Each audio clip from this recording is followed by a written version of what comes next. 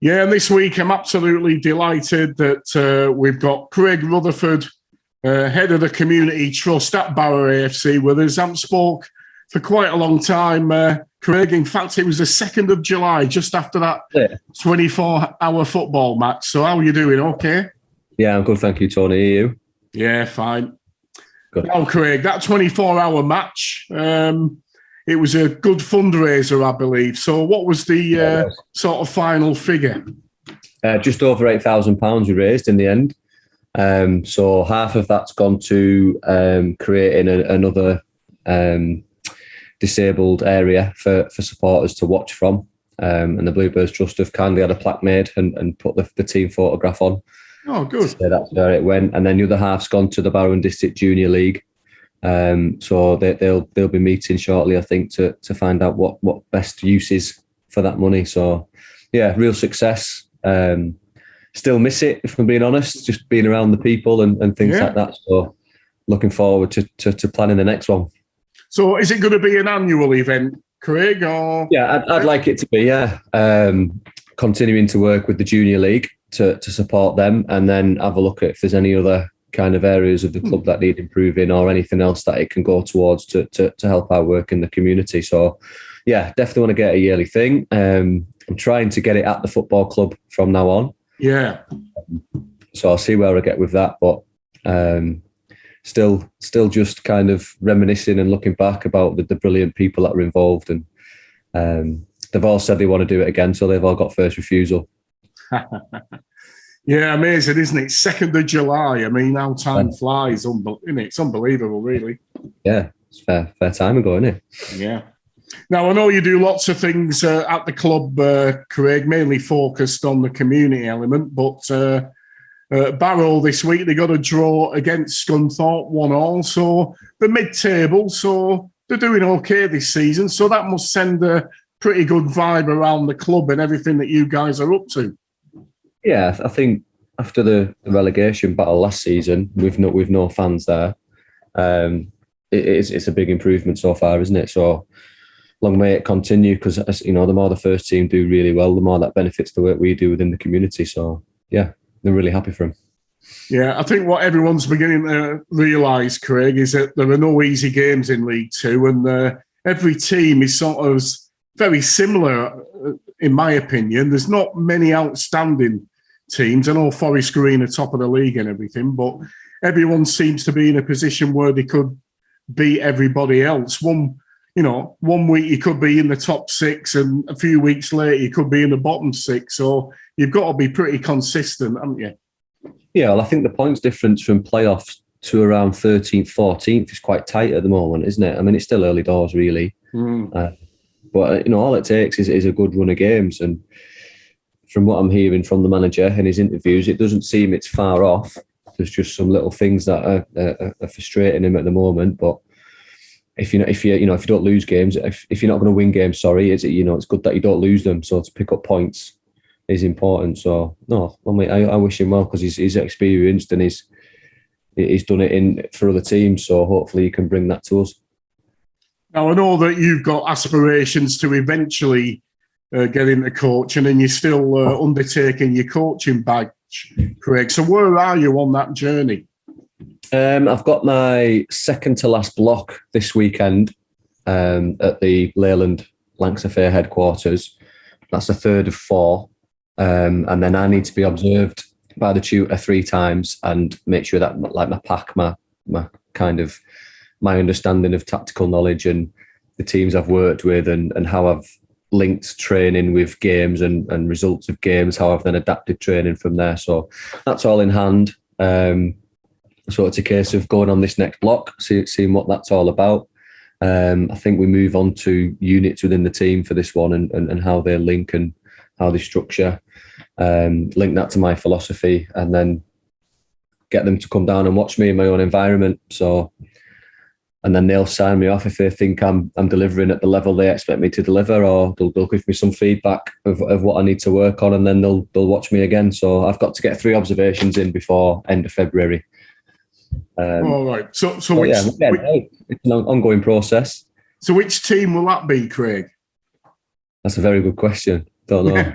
All right. Moving forward. I honestly don't know moving forward. I've hit a bit of a crossroads at the minute in coaching. I've been brutally honest. Not being involved in the first team anymore has kind of knocked my confidence more than I thought it would. Oh, right, okay. So lost a bit of enthusiasm for it all. I'm sure it's just a phase, and I'll re-grasp it and things like that. And I just think the work with transferring the performance centre into an academy and supporting our head of youth in getting that sorted, and the community work post COVID is starting to grow again. So time wise, I'm still a bit stretched. So I've not been able to focus enough time on the coaching side. I've been working away on my BPAC work, but with regards to running a team, it's got a little bit too much at the moment, and I don't feel I can give the time I need to give to it. And it's not fair on the players if I can't do that. So when these FA assessors come along to oversee what you're doing, Craig, as part of your badge, is it not viable to sort of do the academy at Barrow Soccer? I mean, is that possible? But at the same time, I've got good links with the grassroots club I'm playing for, so I could use that. With how it's working, with where we live, the tutor's struggling to get down. There's me and another lad who lives in Millham. Oh, so we travel together to the blocks. So they've struggled to come down to watch us. So to make it easier for them, I'm going to go through to Millham and work with his team for the observation. Right. Okay. Well, you know you're going to do that then. Yeah. So they just need to see me in a coaching environment. Ideally, it would be with players that I work with normally, but with the situations with the tutors and travelling and accommodation, it's going to be easier for them to just travel to one venue. So I'm more than happy to go through and work with sort of my friend's team and show that I can deliver. So yeah. So you said this is block 3 of 4. So what's the end block all about? The end block's in February, and that'll just be bringing everything together with everything we've worked through. It's been a decent process, to be fair, with how it goes through. So you worked on individual positions and understanding what's required for players in those positions when we're in possession, out of possession, and in both transitions. Then we've moved on to player responsibilities within a unit. And then you start to work in pairs and threes and stuff like that. And then we're going to really focus on the units within the team on this next block. So, no, it's been good experience. Now, I'm a bit old school, Craig, and I think, I don't know, motivation and giving people a bit of a rollicking now and again and blah, blah, blah. I mean, when you say tactics, just to summarise, what do you mean to the layperson? Yeah, so each position in a football match will have a designated role within the team. So say like my holding midfield player will need to have different abilities to my centre forward. So I need to understand what they are and how I can help them bring that to the team. And then it's all about developing the person as well as the player. So they'll have the technical and tactical abilities, but there's also the social and emotional things that come with just life in general that sometimes get brought onto the pitch. And it's about me helping them with that as well as helping them deal with improving as a player as well. And if we can get that mixed together, then you've got a better chance of developing players and things like that. So it's been really interesting. It's been heavily linked to the England DNA and linked to what the FA, they have like a 4-corner model that they use to develop coaches, which is the tactical corner, psychological corner, physical corner, and the social corner. So it's about the whole round person and the player and how you can help them bring the best them to the team. So this seems to me, Craig, that there seems to be quite a psychological weighting within all of this training, which I suppose in modern days is very important. Yeah, and it's only now since going through courses like this, you look back at when I played, and I didn't play at any great level, but if you knew what you knew now, you'd probably have been a different player. I mean, I was always quite an emotional player, probably still am in a way. Hated losing, hated things not going our way. So I had emotional responses to that. Whereas now as a coach, I'm trying to get them to have more kind of focused responses where control what you can control and help with strategies to deal with adversity and things like that. So yeah, it's been a really big eye opener for me as a coach and as a person, really. So. Yeah, because I can remember back in my day when I played sort of locally that there was none of that really. It was a case of, come on, mate, pull yourself together. What's your problem, And it was all a bit like that in those days, wasn't it? You're a lot younger than me, Craig, but I can assure you it was like that, and there wasn't a big focus on the mental side of life, Yeah. I think at a certain, there's still room for. If you've done something wrong, sometimes you need to be told you've done something wrong. But at the same time, you then help to make sure that it doesn't continue to happen, and you give them strategies to put things in place. So the biggest thing for me is a thought process for especially our younger players. So if something goes well and there's a mistake, it's the same thought process. So it's a kind of what happened? Was it a mistake or was it success? Why did that happen? And then how do you learn from it? So it's that same thought process, getting everything in the same bracket so a mistake doesn't become a pressure point for players. Because especially younger players, we actually want them to make mistakes. Yes. As daft as that sounds, because that's how they're going to learn. And then within games, we want them to make their own decisions, and we'll use training to then develop those decisions further and talk them through it. So we're not as vocal during a match with our younger players than we are at training. Or say I was working with my 21s a few years back, I'd probably be more vocal on the sideline with them than I would be with our under 11s, because we really want the younger players to start making decisions for themselves, and then we can discuss those decisions at training and how they move forward from them. So hopefully by the time they get to under 21s, they've had that experience, so we can really start supporting them on the pitch with tactical information and motivation and things like that. So now I do know you're a big Middlesbrough fan, Craig. I am. Is that where you originate from? Yeah, I was born in Middlesbrough. My family's from Middlesbrough.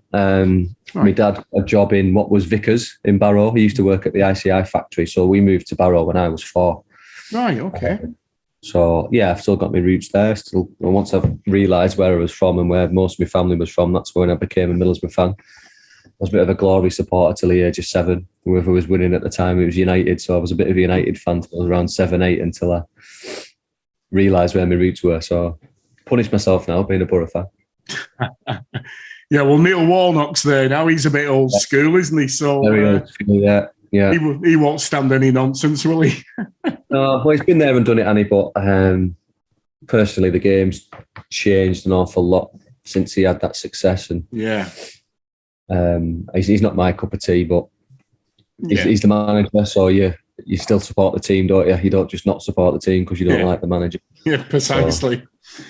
Because one of the things lately is obviously the takeover of arch rivals in a way, Newcastle United by the Saudi Arabian consortium. And for me, football's gone too far that way, Craig. I was thinking, Steve Bruce, I feel sorry for him, blah, blah, blah. Yeah. And then I read that if he does get the sack, he's going to walk away with £8 million. And I'm thinking, he's gone.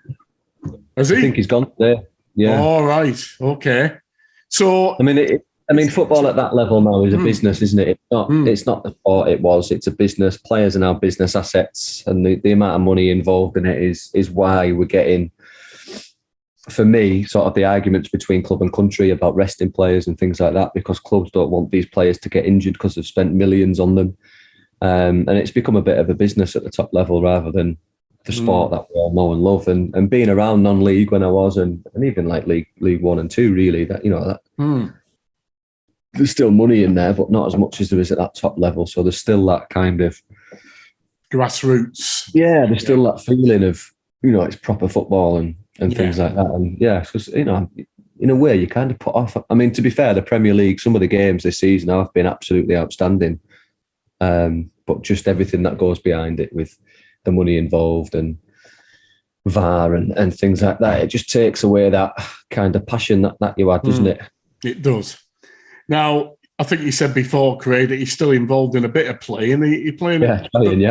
Playing at Dalton United this season. Yeah, I've gone back to Dalton. A good friend of mine has recently gone there to work with their reserves, and I've known him for a lot of years. He was in the performance centre with us as a coach for a while, and I've got the utmost respect for him. Who's that? He's called Lyndon Cooper. All right, okay. Brilliant guy, fantastic person, and a really, really good coach as well. So we used to go out on a few walks together during lockdown.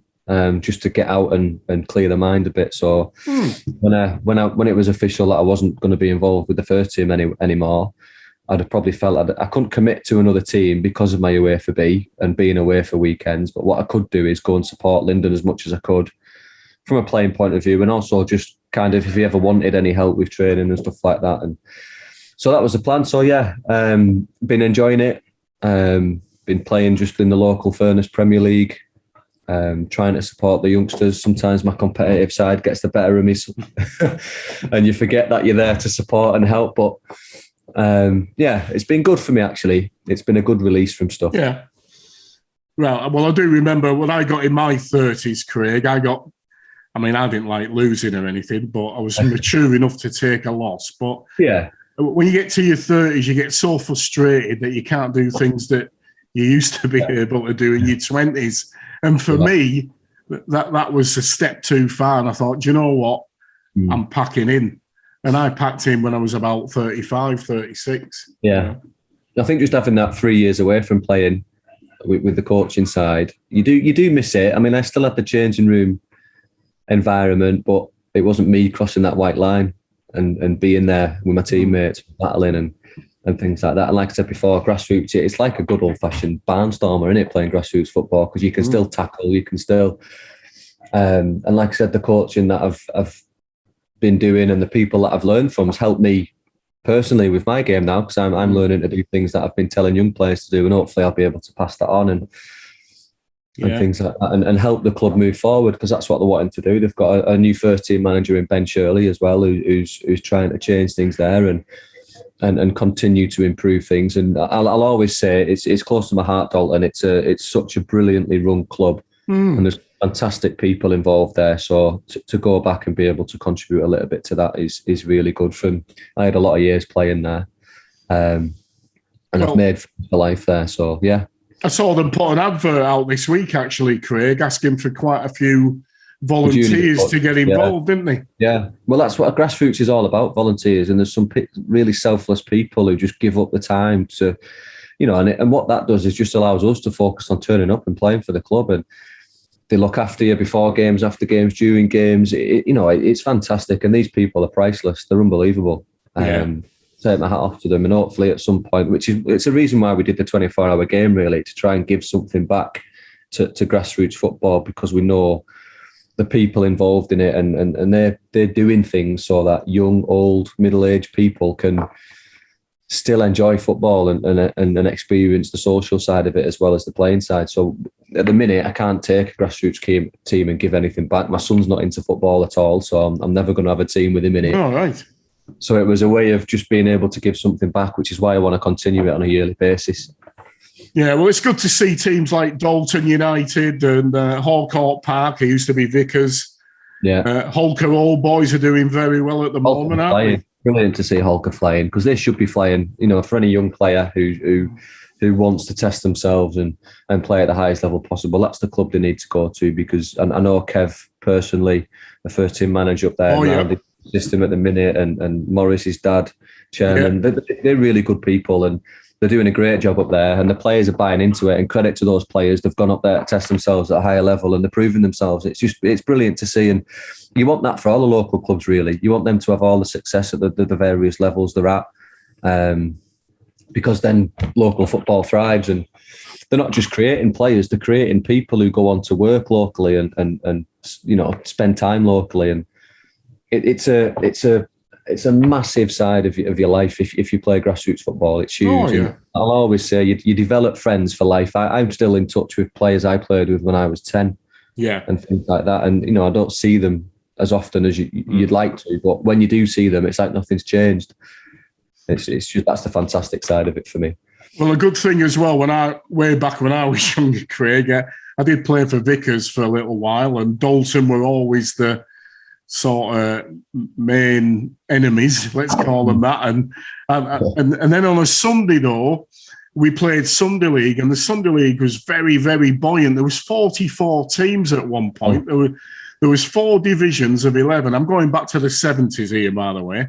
Yeah. But I used to run the Sunday League team, and I used to sign on players that played for Dalton, like Alex Ogilvie, Dave Woodburn. Alex was my manager when I first played for Dalton. Yeah. Des Johnson and all them characters. We all got together on a Sunday morning. I mean, some of us were worse for wear, but it was just, I don't know, playing on Bigger Bank on a wet November morning in the rain and the wind and in the mud. It was fantastic. Yeah, sounds awful, doesn't it? But it is. It just that feel like you can see the smile on your face when you're talking about it. It just does light you up, doesn't it? Because you're around good people, like you say. It's great. So let's get back to the sort of community work now, Craig. So what's happening on the community front at Barrow AFC? I know you've been on this 2-day conference at St George's. What was all that about then? So it's a yearly conference with EFL community leads, really. So everyone from League 2 to the Championship, and it's a good networking opportunity. It's the first one I've been to because we couldn't go last year because of COVID.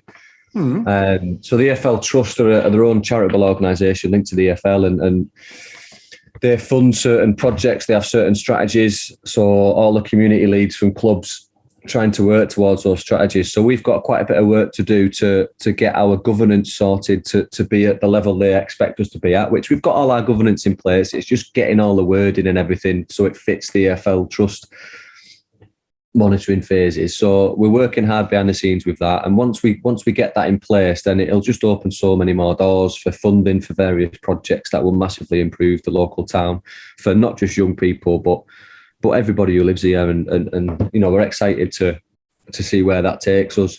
So it was great for me, from a personal point of view, to go and speak to other community heads and see where they came from. And I've developed a bit of a good relationship with Port Vale. So we're going to travel through to Port Vale over the next few weeks to go and meet their community head and talk us through where they're at now, but where they came from. Because speaking to them, they came from a very similar position to us, where it was just him, with a small team trying to grow it. And that's where we are at this moment in time. So part of it was quite, not demoralising, but a bit overawing, because you've got community leads talking about how big their team is and how many people have got working on different aspects of it. And when they rhyme them all off, it's like, that's me.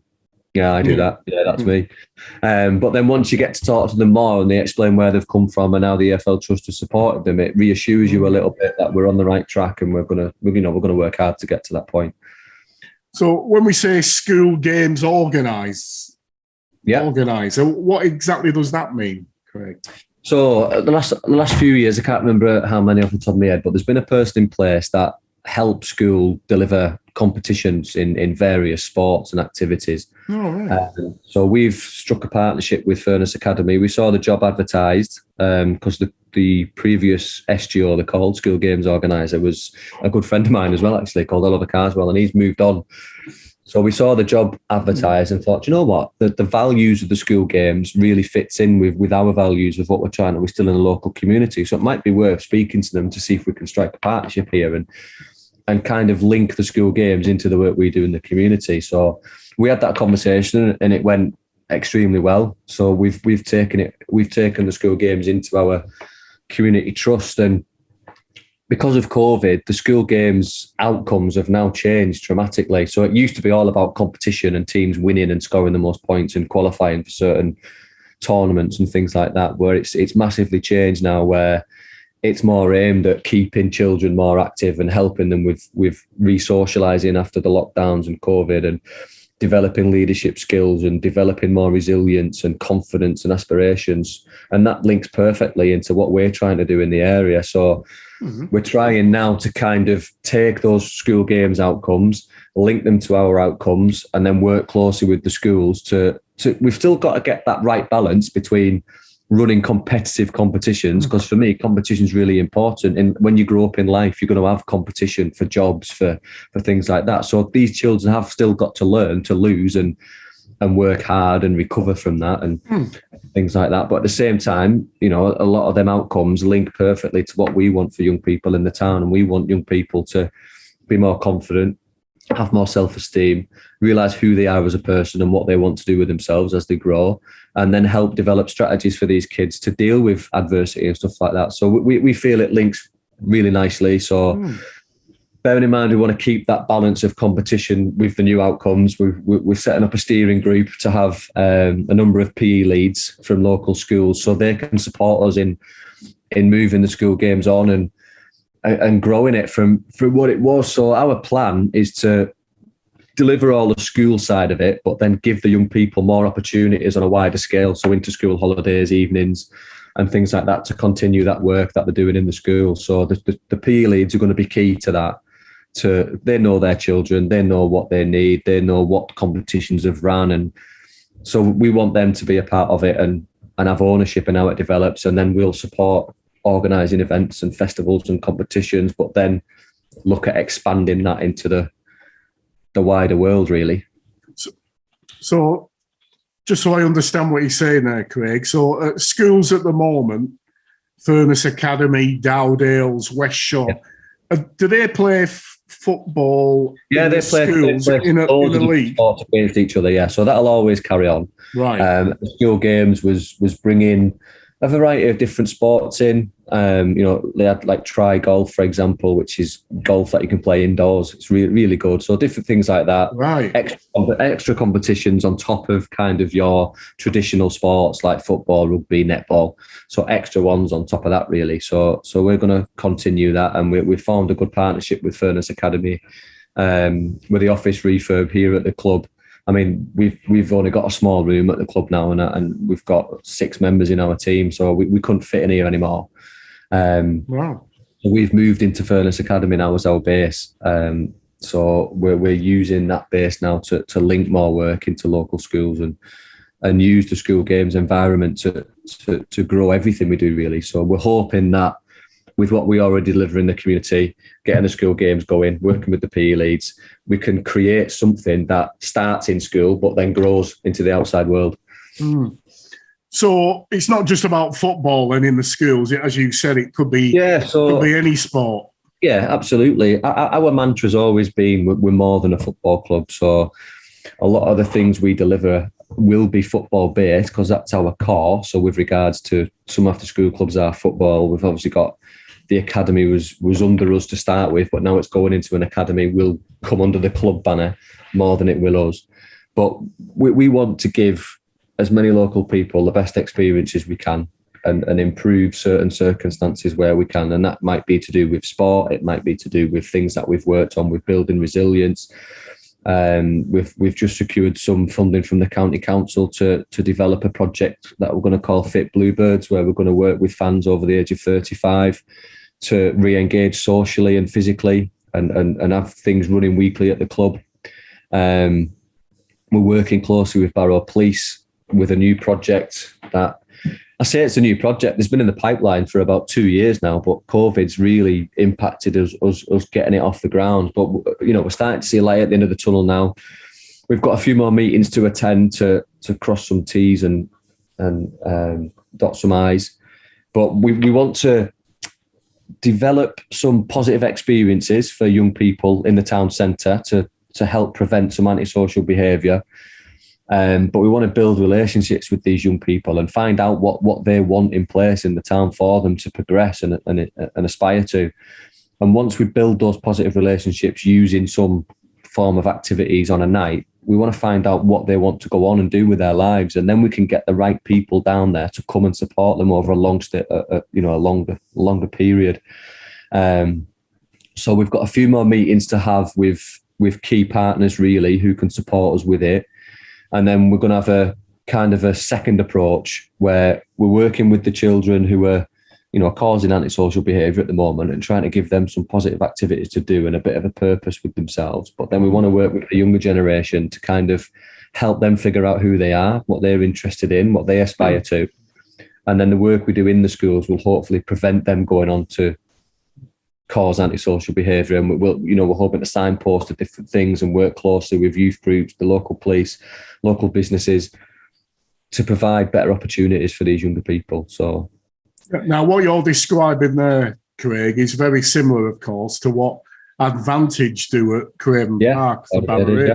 Do you ever see a day where there's some synergy there or coming together Yeah, because, we're the two professional clubs in the town, and if we work together, we're going to get more done. So, Yeah, we're open to it. We've approached them a number of times to work collaboratively on projects, and for certain reasons it hasn't worked, and we know they've got their projects going on, we've got ours, so it could just be down to a time thing and a resource and a staffing thing. So you never know. We're always open to new ideas. We're not precious about anything we do. Everything we do is to benefit the town and the surrounding area. So if anyone can help with that, we are more than open to it. Right. Now, I know Barrow football, as you said, Craig, has got this academy team now. They walked around the pitch at the Aston Villa game. I was at that game. I thought, wow, this is great. Young team representing the town. So how does all that work? And what's the involvement of your team in that? Is there any involvement? Yeah, so we've had the Performance Centre for a number of years, where it's kind of been in between grassroots football and academies, somewhere in the middle, just that little next step up. We still play against other academies and development centres and grassroots clubs, but since becoming a league club, we were kind of the only league club that wasn't an academy. So we've met with the board, and they've agreed to support becoming a Category 4 academy from next season, which means that we'll have an under-18s team that are contracted to the club, paid by the club, and will be on an apprenticeship scheme through an education programme alongside their football, in a hope of long-term producing local players.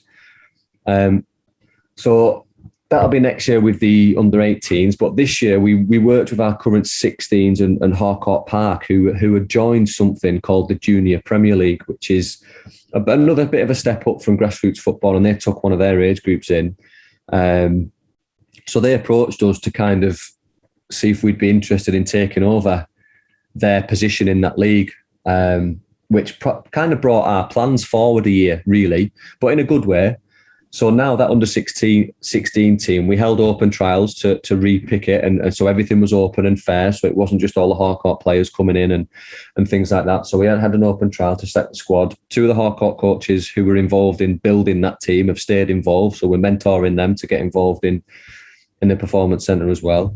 And they've become our first team that are ours. So they don't play for their grassroots clubs. They train with us twice a week and play every Saturday. So that's the first step.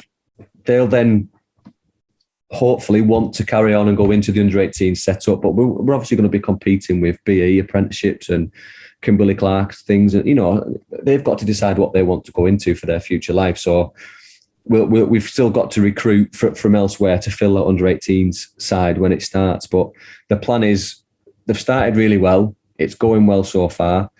So if it continues to progress as it's progressing, it'll give us, if we can get the right staff in place, we can then take the under-13s, 14s and 15s into the JPL next year. So they start to become our players and then go younger and younger and younger. So we've got that conveyor belt ready for when we go into that full-time football side of things. So these under-16s, Craig, where do you play at Hawcoat Park?